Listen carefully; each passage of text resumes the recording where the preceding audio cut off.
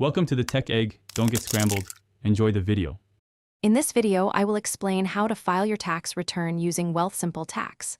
First, ensure you have all necessary documents, like your T4 slips and any other income statements. Next, simply log in to your existing Wealthsimple Tax account or create a new one if you're a first-time user.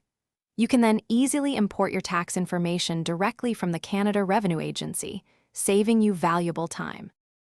Now it's time to input your financial details.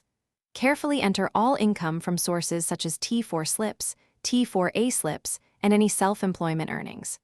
Don't forget to add any eligible deductions, like your registered retirement savings plan contributions, which can significantly lower your taxable income. Also, claim all applicable tax credits to maximize your refund or minimize your amount owing. Once your information is entered, take a moment to thoroughly review your entire tax return for any potential errors or omissions.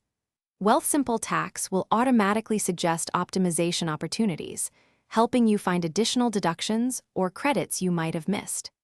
If you're filing for a family, ensure all family members' returns are linked to optimized credits like the Canada Child Benefit. Finally, when you are confident everything is accurate, you can electronically submit your tax return directly to the Canada Revenue Agency.